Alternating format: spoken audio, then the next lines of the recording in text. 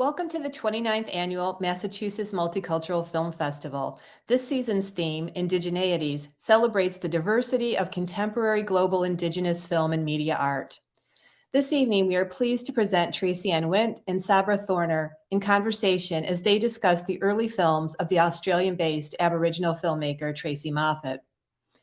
Tracey Moffatt is an Australian artist known for her photographs and films. Using a variety of narrative techniques, including text collage and set design, Moffatt explores issues of childhood trauma, Aboriginal people, and popular Australian culture. 2022 marks the 35th anniversary of Moffatt's classic debut film, Nice Colored Girls. Traci-Ann Wint is an assistant professor in Africana Studies at Smith College. She earned a PhD in African and African diaspora studies at UT Austin. A Black feminist and critical race studies scholar, Dr. Wint is currently writing a book entitled After Paradise, Tourism and Making the Jamaican Nation, that explores the ways a neo-colonial tourism industry extends the raced and gendered hierarchies of the plantation in the modern Anglophone Caribbean. She is also a published poet and experienced television producer. Sabra Thorner, assistant professor of anthropology at Mount Holyoke College, is a cultural anthropologist who has worked with Indigenous Australians for over 15 years, focusing on photography, digital media, and archiving as forms of cultural production and social activism. Dr. Thorner is currently working on her first monograph on Indigenous photography in Australia, as well as a collaborative edited collection on the revitalization of Aboriginal arts in Southeastern Australia. Sabra, Traci-Ann, welcome.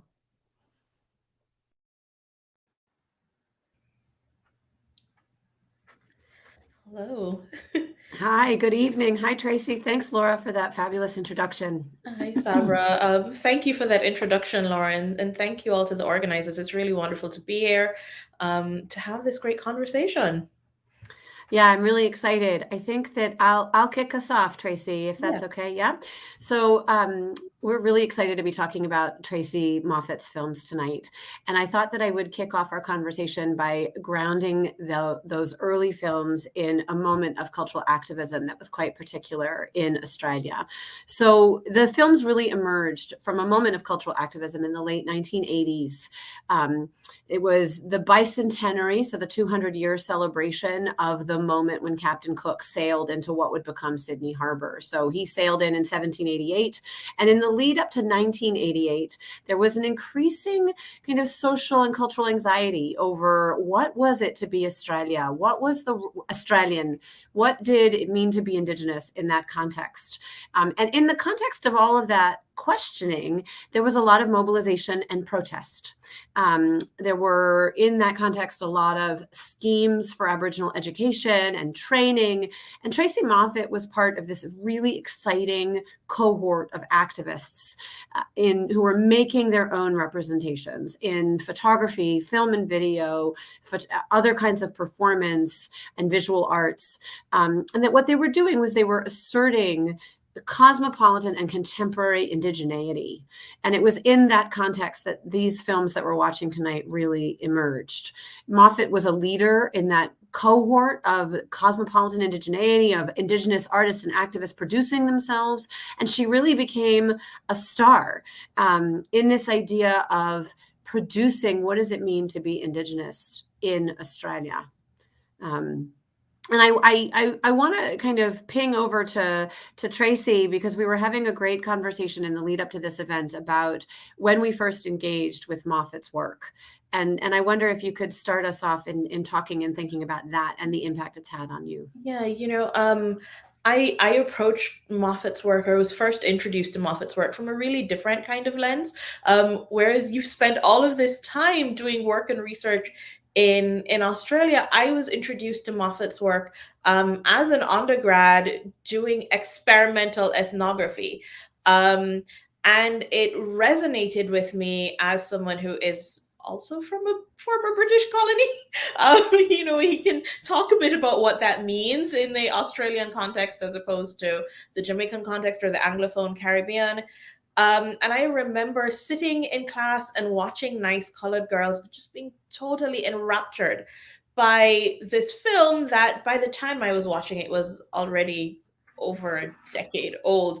But that was showing womanhood and girlhood in this really interesting, fun way. There was this slyness to the way these young women are moving, this kind of sense of fun that's making, but it was also making this broader kind of commentary on colonialism, on the condition of Australia, in a way that it was beautiful to watch and experimental, and really taking some real kinds of risks with film that I had not yet been introduced to.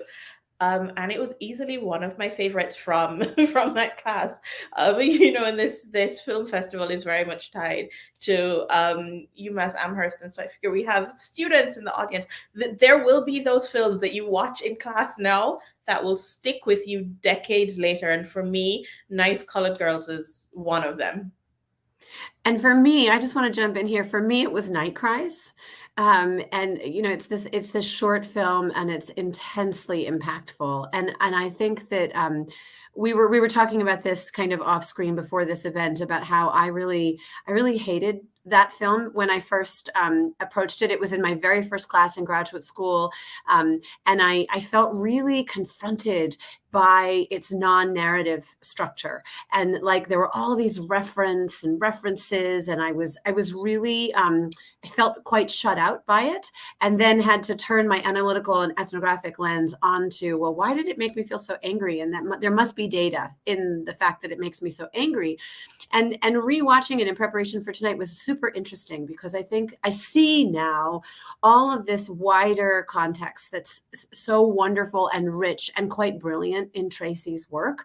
That film, it's self-referential, it's at least semi-autobiographical in terms of Tracey Moffatt's own story. It's also referencing the history of cinema in Australia. It's like a second chapter to the film Jeddah, if anybody in the audience is familiar with that film. There are all these other references. The set, this is quite staged in this way that's purposefully evoking an Albert Namatjira painting. You have music from Jimmy Little, which is another reference to a kind of an Aboriginal Christianity and folk music and spiritual song that's about hybridity and syncretism across different forms of spiritual belief. And you also have, as one of its stars, Marcia Langton, who was a very powerful activist who's gone on to be an Indigenous academic and anthropologist. And so there are all of these ways that Tracey Moffatt, as a filmmaker, is locating herself in a context that is not just about producing indigeneity, but is also producing an avant-garde. And so when you bring together the production of indigeneity with an avant-garde idiom, there's something that's very exciting about it. And I think that's what it stuck with me. It made me angry at first. And I think I've come around to a really different way of reading the film. And in fact, reading isn't even the right verb or metaphor. And I was thinking about that too, about how there's a lot of affect and feelings and emotions and memories, and it's very layered and overlapping and complex and sometimes contradictory. And I think one of the ways that I've come to understand and really admire the work is to stop trying to read it and stop trying to look for narrative, and instead try to have it wash over me like an affective or aesthetic experience. There's something that her work accomplishes that's so experiential. And I think in some ways there is, say, the repetition of images, the kinds of overlay of different kinds of sounds, and what you're talking about her, this a composite of different kinds of experiences and different kinds of cultural artifacts to come together to create entirely new meaning that pushes beyond the expected kind of narrative. And I'm curious about, but also really interested in the ways that Tracey Moffatt's films divert from stories of indigeneity being told previously or prior to the arrival of her work, and what those looked like. Why I think I maybe also entered Nice Colored Girls with an expectation of clear narrative, and that does have a little bit more of a clear narrative, but there is a lot of experiment in there. Why do you think you were so resistant to it, or why did you expect narrative in Night Cries? I mean, I think that's a fair and good question. I think that what was going on for me, I was an early anthropology graduate student, and I was learning to become a filmmaker and a student of film. And I think that I was already at that time grounded in experience of and in Australia. And I think I didn't have a way of understanding other ways of making film, other ways of having film be both an artifact of a process and then an aesthetic experience. I think that I think that one of the things that was going on in that cohort of activists was this very critical and reflexive approach to representation, this critique of, well, Indigenous people have been represented in these ways, and now it's time that we take that back. And we can take it back in whatever idiom. And I think that was what was, for me, what is so revolutionary about Tracey Moffatt's work is that it doesn't have to be speaking back in a linear way at all. It can be a completely alternative form. It can be a completely alternative experience. So in Nice Colored Girls, for example, you see these references to colonial text and colonial language and colonial imagery. And this is a really different way of forging femininity, indigeneity, and really asking viewers to contemplate, well, who has the power, and how does empowerment work, and how does disempowerment work, and how did it happen at the moment of colonization and dispossession, and how is it happening now? And those things are always in relation. And I think that's one of the things that's so powerful about Tracey's work, is that it's not linear in terms of narrative, but nor is it ever linear in terms of time. So the past is always present in the present, right? And you're kind of haunted by the past in the present, and speaking back to it and forging a new idiom, which allows for people to contemplate alternative futures. I think that idea comes out so clearly in Bedevil, because it jumps into dream, into reality, into memory, into sometimes feeling like future. And there are points it demands more than one watch, because there are points at which I found myself trying to figure out, wait, what time period are we in? Where is the connection here? Is this dream? Is it not dream? Is it memory? And I'm really curious about what your thoughts are, and I guess our thoughts really, about the ways that Moffatt is playing with memory in these films. What is this kind of ancestral memory that she's pulling on, and how is it informing us watching or own relationship to these films now? Yeah, I think that's such a good question. I mean, I think that I don't really have an answer to that. I think that one of the things that I admire in this work is it's how it was so ahead of its time that it is still so relevant today. So that's not really answering your question. I'm sort of posing another question back at you. Yeah. But I think that as I was recontemplating Bedevil, and I was thinking about the more recent Indigenous Australian cinema. And so, for example, Warwick Thornton has a film called The Dark Side that came out in 2013, which is all about Indigenous ghost stories. Right. And so that's a really different interpretation of the genre. And Tracey Moffatt did it so long ago. And I think that there is a kind of an embrace might be the wrong word, but there is a placing together her Indigenous ancestry, heritage, memory, and as well as her Irish ancestry, heritage, and memory. And we're not really invited to or required to disentangle those. We don't know. We're told that in the synopsis of the film. And we don't know which of these stories are inspired by or are meant to evoke which ones of those. And I think that that's quite purposeful, as with everything in Moffatt's work. Yeah, there's also a way in which that's okay, right? There's something to be said about a certain amount of shrouding and a refusal to be so explicit, in asking the viewer to do a lot of the work that she as a storyteller has had to do, and in the ways that some of these films are connected to her own narrative. I think she's asking us to do a lot of work, and it is fair that she's asking us to do that. And it's okay that we can't always figure out the linearity of it. There's something in there, I think, about the ways that we expect artists of color, expect Indigenous artists, and I will extend that really to Black artists and post-colonial artists, to always be making a really clear political statement, and a statement that can be then pulled into something that is bite-sized and transferred elsewhere. And Moffat makes statements, but she asks you to work for them. And she's also saying within the statement, she's allowed artistry. And I think that's one of the things that's so beautiful about the films. There's a kind of surrealism that exists within them, a kind of playfulness that you see, I found in Bedevil and Nice Colored Girls, especially. There is this kind of playing with form, playing with genre, even as she's, pulling in horror and humor happening all at the same time.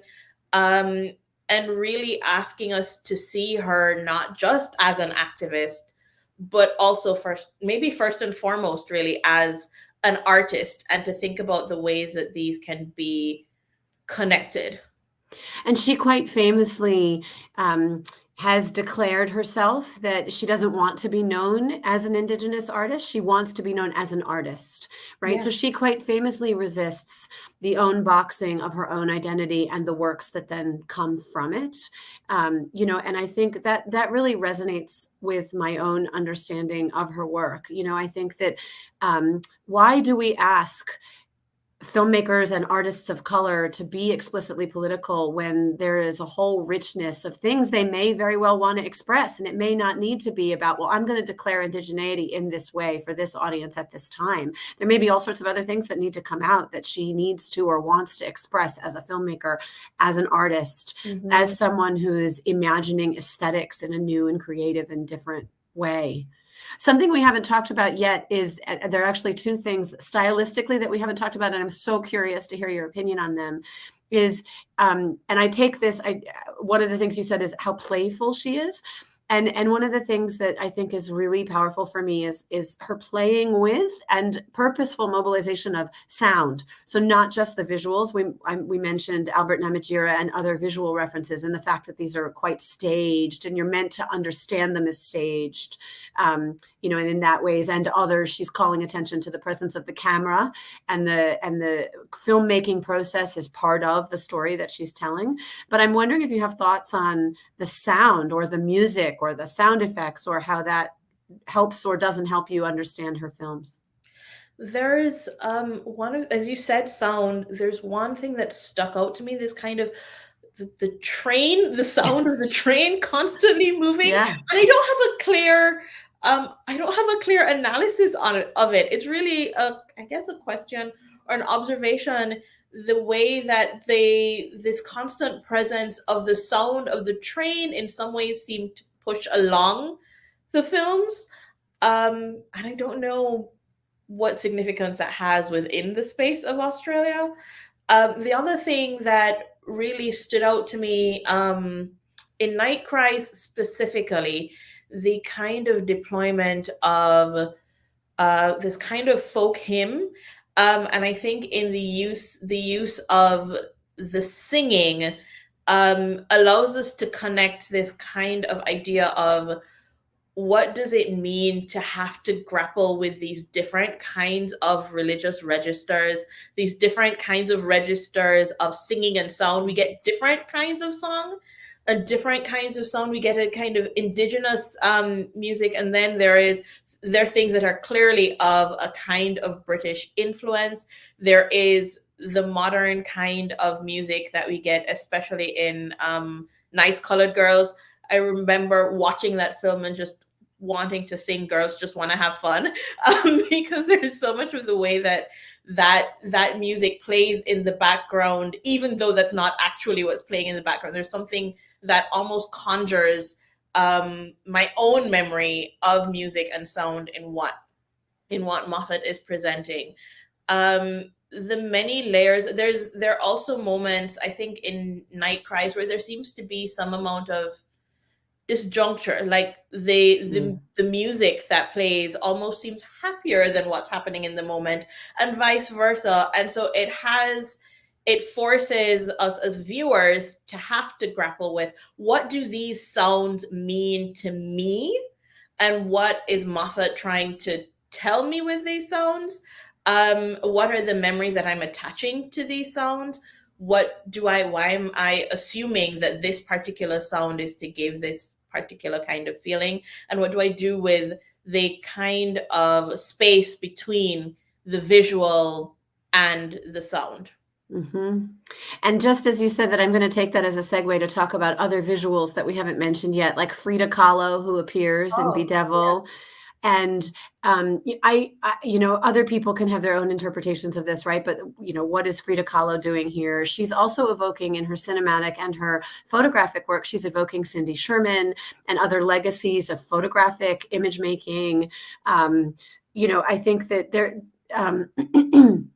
we also see, I saw it this time rewatching Bedevil, references to 007, or at least 007 genre movies, right? Where you have the shadowed figures who are kind of doing like this. And so I think there's a lot of play with imagery. And I think, as you've already said, I think there's a lot of asking of the viewer to decouple what you're seeing on screen and what's going on in the soundtrack, and to really contemplate, what is the filmmaker asking of me, and how do I respond to it? There are moments in both Bedevil and Night Cries where it starts to feel really eerie or creepy or frightening. And I think that is due in large part to the sound, and sometimes the dissonance between the sound and the images. And it's that dissonance, or how you put it, is the space in between, I think, it's quite unsettling. And so then my anthropologist brain is like, okay, you have to stay with the trouble. So if you feel unsettled, why are you feeling unsettled? What's the work that you're being asked to do there? There's with that, there's a moment in Bedevil, I remember, with the baby on the tracks. And in that moment, there's this kind of eerie music that's happening there. There's a baby that's crying on the tracks, and then there's all this laughter. And I remember in that moment in the film having to stay with the trouble, as you say, this kind of harrowing, sit with the anthropologist, kind of what's happening in the moment, having to work through a range of emotions in the space of a few seconds. And it tells so much about the skillfulness with which, or the intention with which Tracey Moffatt does these things in her films. I'm wondering if we should pivot. Tracy, should we pivot to take some questions? Yeah. What do you think? I can read out this first one here. We have someone speaking specifically to Night Cries. It says, Night Cries is a fascinating blend of theatrical and cinematic. Can you talk about how the feel of both stage performance and film performance work within Moffatt's style? Do you want to tackle that, or do you want me to tackle that? Maybe you could start and I'll jump in. Okay. One of the things I think that Moffatt does as a filmmaker, and we've touched on this a little bit in this conversation, but I think that if you come to Moffatt's films and you are a novice at studying film, right, I think that it asks you to work. And we've talked about that in our opening kind of conversation. And I think that part of the staging is both this, it's a visual way of instructing or inviting the viewer to understand that this is constructed, and that it's a world or a universe or a context that Tracey Moffatt, the filmmaker, has constructed. And so she's inviting you in, but she's going to ask you to work in order to understand. And I think that it is in the constructedness of it that's where she's inviting you, or asking you to do the work. And I think that's also where she can make reference to all of these other things. I saw you nodding. You want to? Yeah, I was just going to add in that I think there is a way in which that construction asks us to question our own constructions of reality and or the construction of our own ideas of indigeneity. So she places what very clearly feels like a stage set in the film. There is sometimes acting that feels like it belongs on the stage that we see in the film. We're really accustomed prior to this, I think, to thinking of, or in more traditional kind of filmmaking, to thinking of film as presenting to us a reality that we can get lost in. Yes. And Moffat's not letting us get lost. She says, I want you to know that what you are watching is a construction, and maybe use that as a way of questioning our constructions of what we expect Australia to be, what we expect a story about Indigenous people to tell us, and what we expect from Tracey Moffatt as an artist. What do we expect from an Indigenous artist? And I think maybe prior to Moffatt, it's not this. And I think too that there is a challenging of boundaries, or a blowing out of the water of boundaries of what film even is, because I think that it's evoking live stage performances. So is it performance? Is it film? Is it visual? Is it photography? She's certainly evoking all of these different things, right? And so you can't give yourself over to it and become lost in it, or forget that you're watching in the way that conventional TV, video, film watching can be, though often isn't, but can be. Can be. There's another question here, I think, that dovetails off that really nicely. Someone who's saying that they're interested in her work in visual arts and how she brings that sensibility to her filmmaking. She's a photographer, which in itself requires a certain amount of staging. And I think that we see a lot of that showing up in the films. There's a very clear attention to color and playing with color and texture in film in a way that we expect in painting and in still photography. And I was just going to jump in and say color, texture, and composition.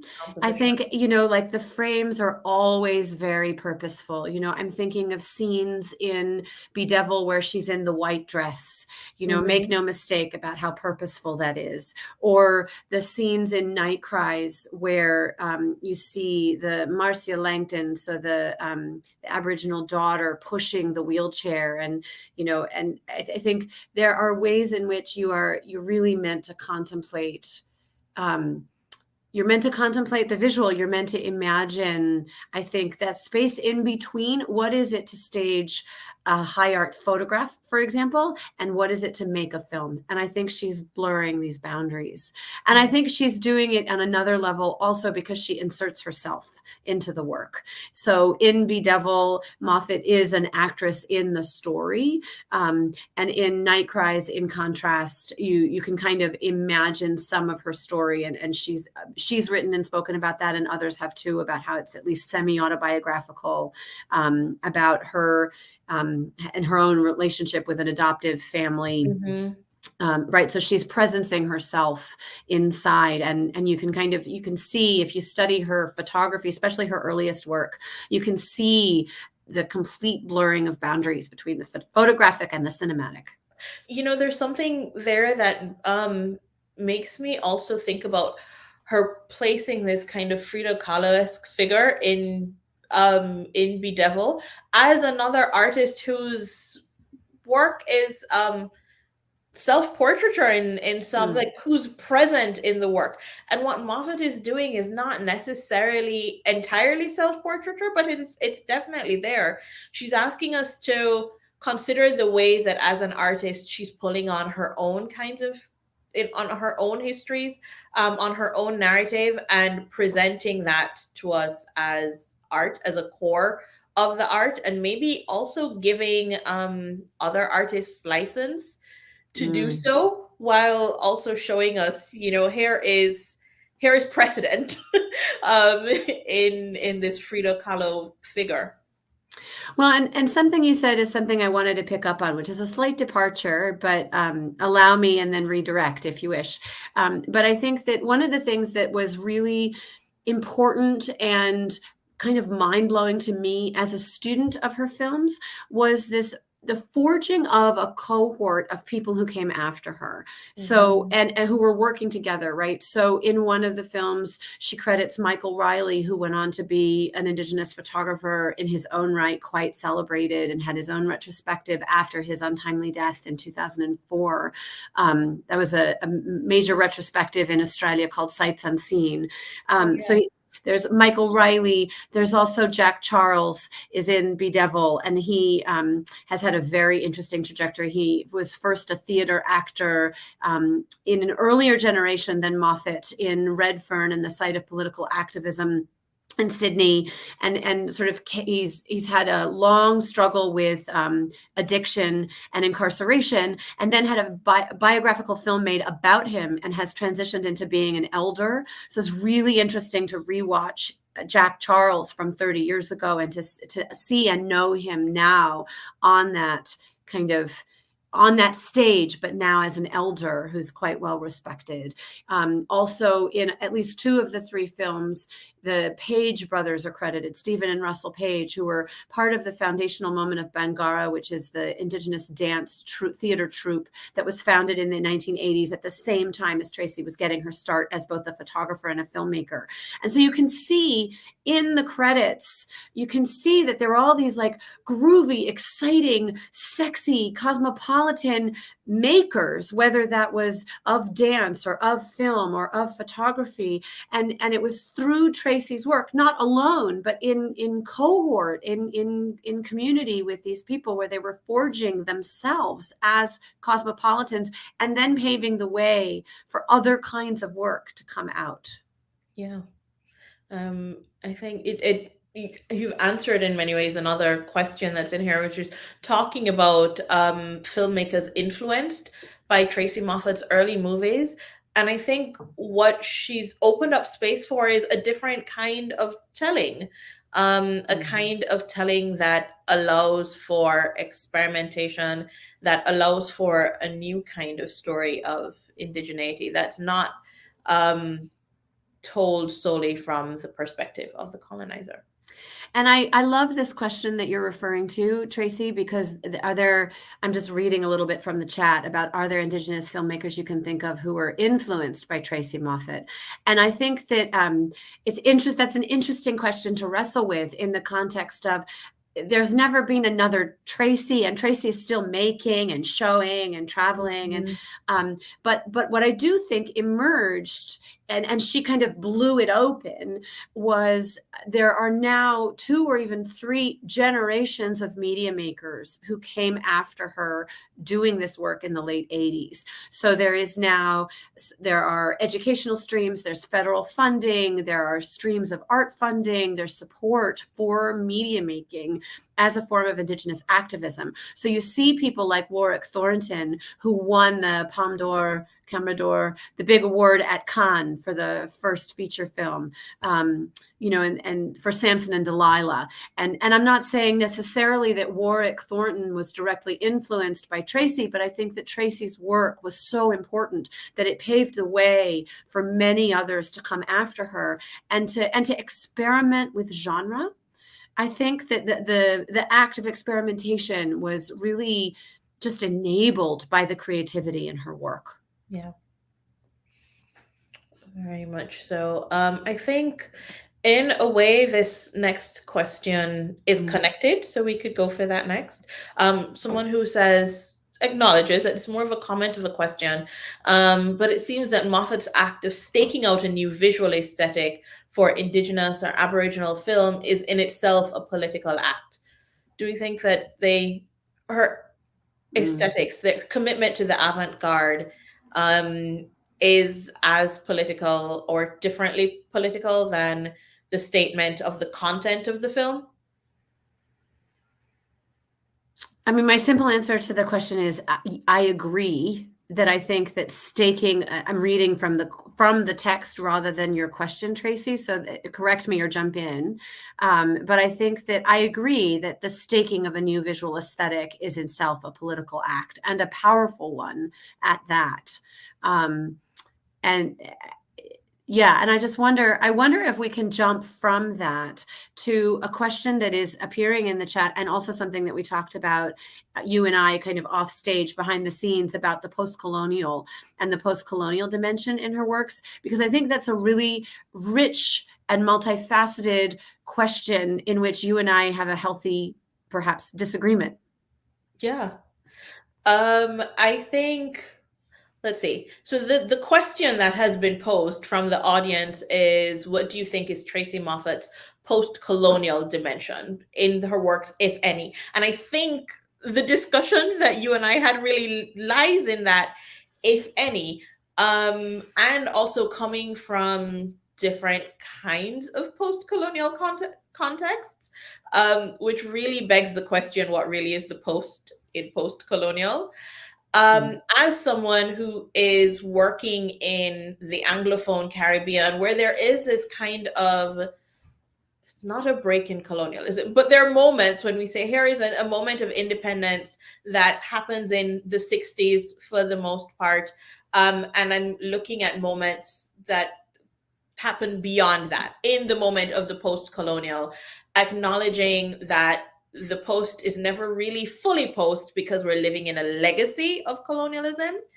Moffatt's work, I find, really resonates, even though it's an ocean away, because the context feels so familiar, right? This kind of way of storytelling, in Nice Colored Girls, for example, thinking about what does it mean to be dealing with the colonial record and retelling the story in a different kind of way, and having always to deal with the overlay of that.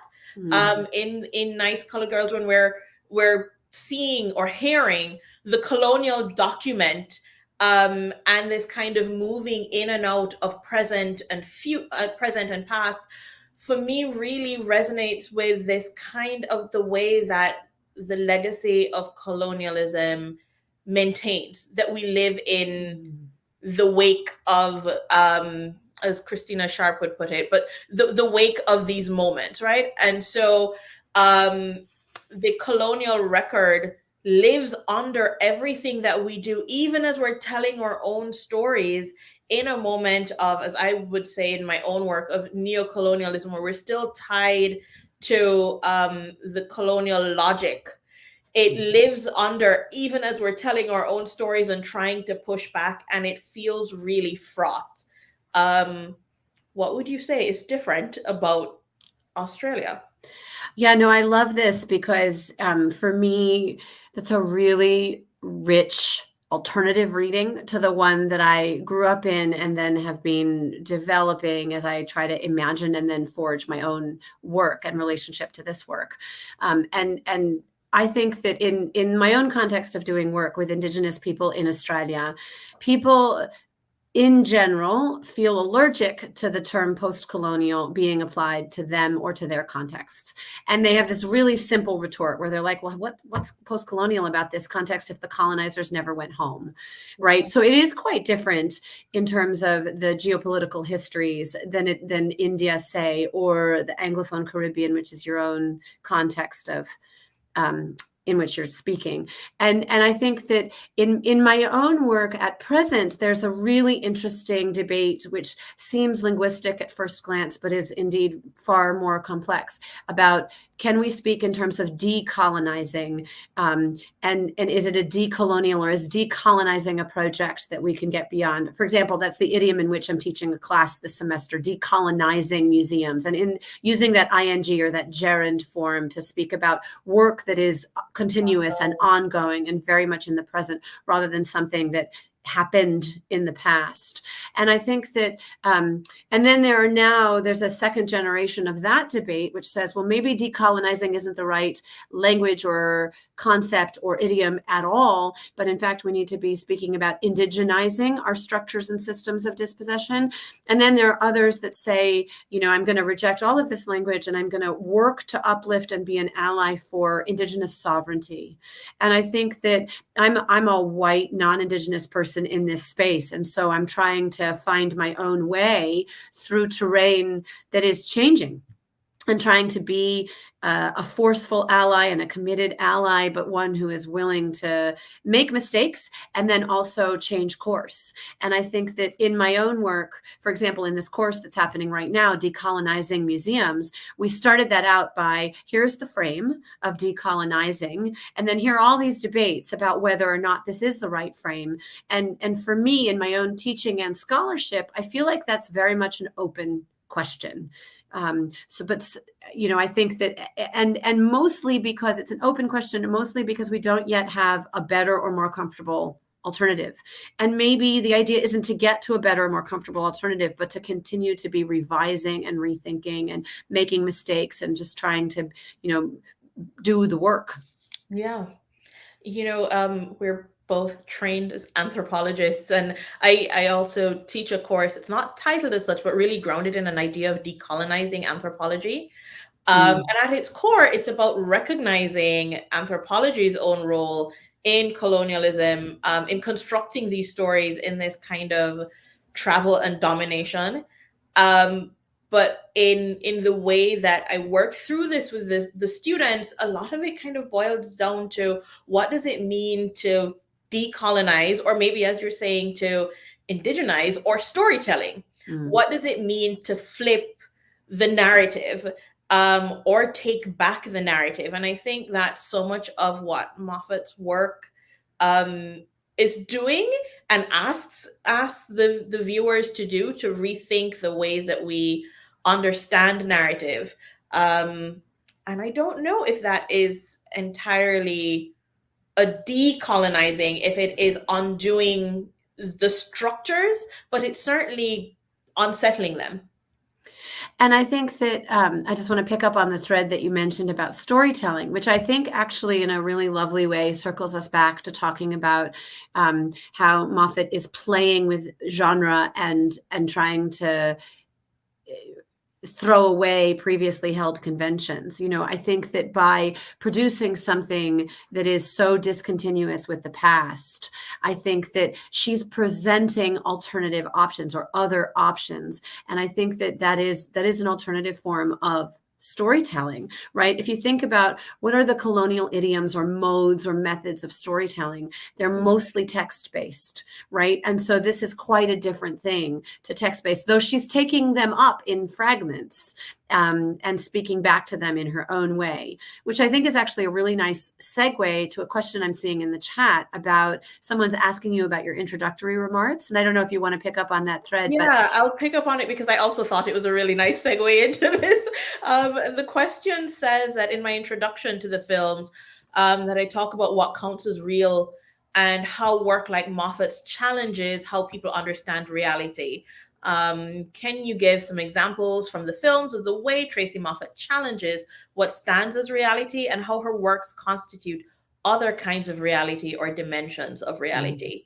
And I want to connect that to what you were saying, Sabra, about the text, because I think there is a way in which so much of early colonial document, or maybe continuous colonial document really, is about creating new realities, or writing this kind of European interpretation of one reality as the sole reality. And then using that. In my class this morning, we were actually talking about controlling images and the ways that this kind of repetition of a particular kind of narrative or a particular image works to be able to, works to make it real. and works to make it real in such a way that it can then justify racism and sexism and oppression and domination. Because if the narrative that we are seeing, or the image that we're continuously seeing, is of people, is something that is in this kind of really unflattering stereotype of people who can't take care of themselves, of people who are savage, or the kinds of images that we get from these early colonial documents, then it allows for this kind of post-fact justification of the domination. It allows the colonizer and anyone who is supporting to say, well, they can't take care of themselves anyway, so it's fine that we come and take over. And so it's that these documents crafted one reality, and what Moffatt is doing in her work is writing another one. And she's saying, this is what we've been given, and this is what we've been told in reality, and this is the reality that she knows to be true. And then also saying to us as the viewer, recognize both of these as constructions in the ways that we are seeing in film colors that don't match necessarily the rest of the set, right? These kinds of really bright orange colorings. We're seeing sets that are constructed that look like a stage, that look almost like a painting, and being inserted into that, and really playing with this idea that none of it is ever really real. And I think that shows up a lot in Bedevil as well, when she has us moving in and out of the spiritual realm, moving in and out of time, and always questioning what is tangible, what is real in the moment, what is it we've been told, and how do we understand those things?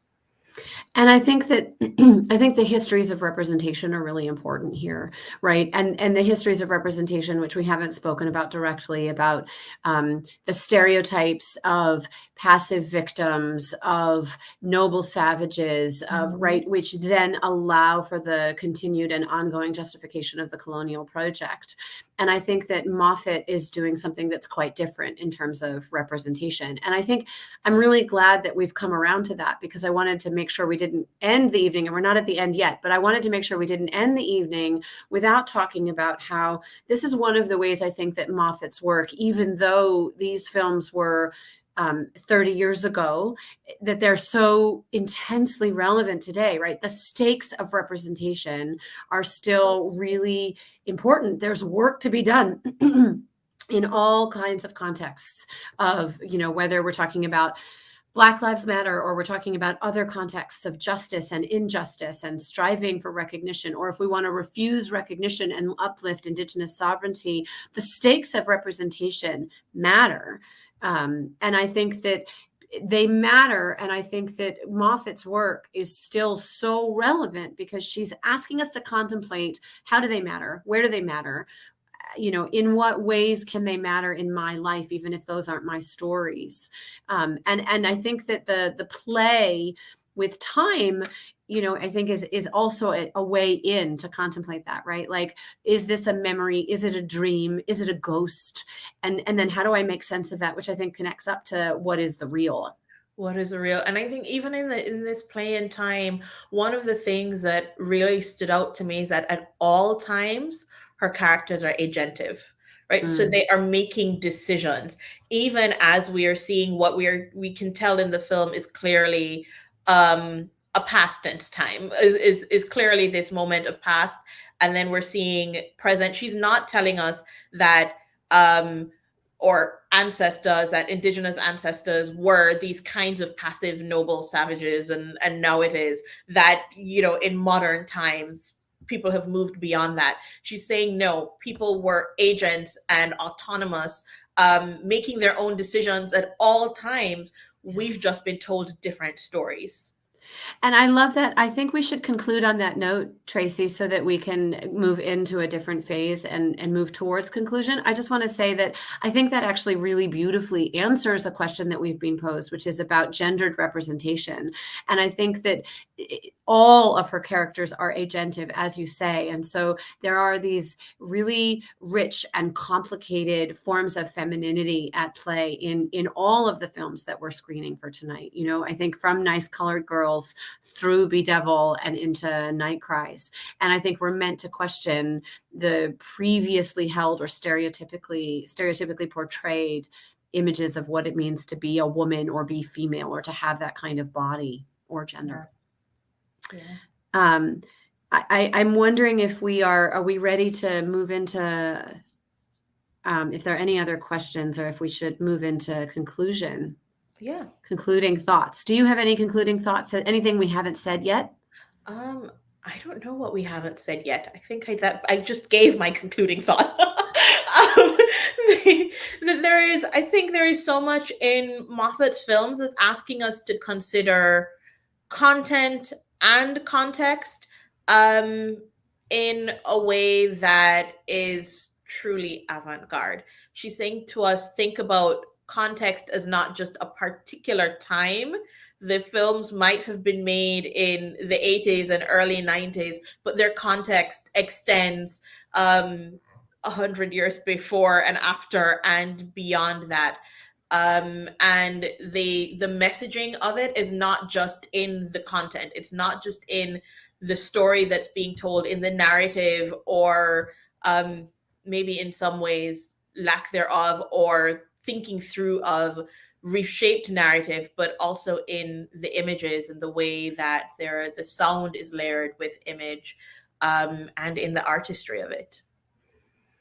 Yeah, I think I don't really have a lot more to add, except to say I'll just pick up on a thread that was said in the questions that we didn't really get to, which is how does this work relate to other forms, whether that's a Native North American or otherwise, other indigeneities. And I think that, to me, this is such a wonderful and rich programmed event to engage Tracey Moffatt, but in the context of other forms of indigeneities and global indigeneities. I think that, you know, there are fora in which in the pre-pandemic times we could gather and consider these things in context of people who move around, right? There are analogies and specific differences between Indigenous peoples and the stories they want to tell, whether that's in Australia or it's North America or it's elsewhere.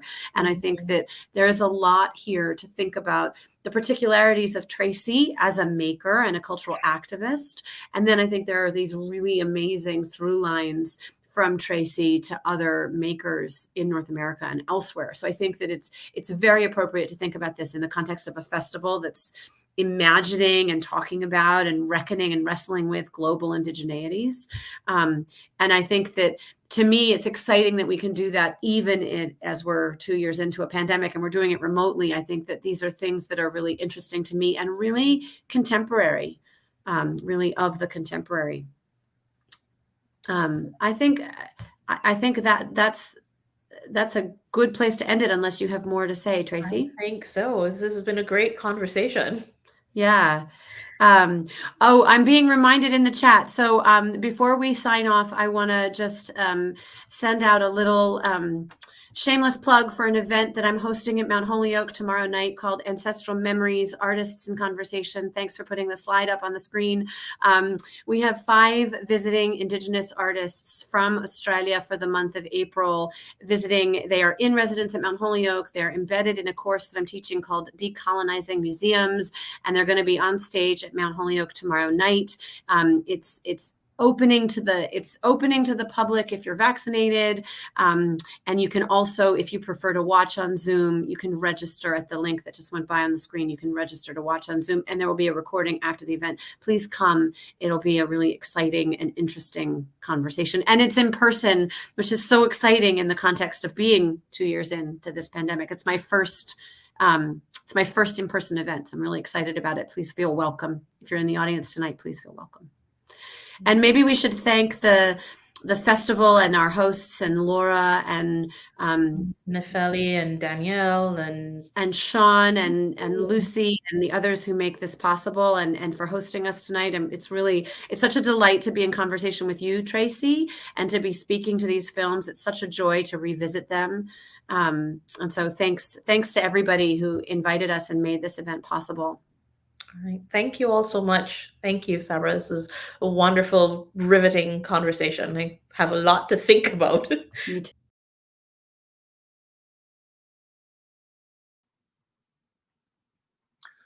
Thank you, Tracy and Wint and Sabra Thorner, for this very rich and generous, deeply thought and powerful conversation on the films of Tracey Moffatt tonight.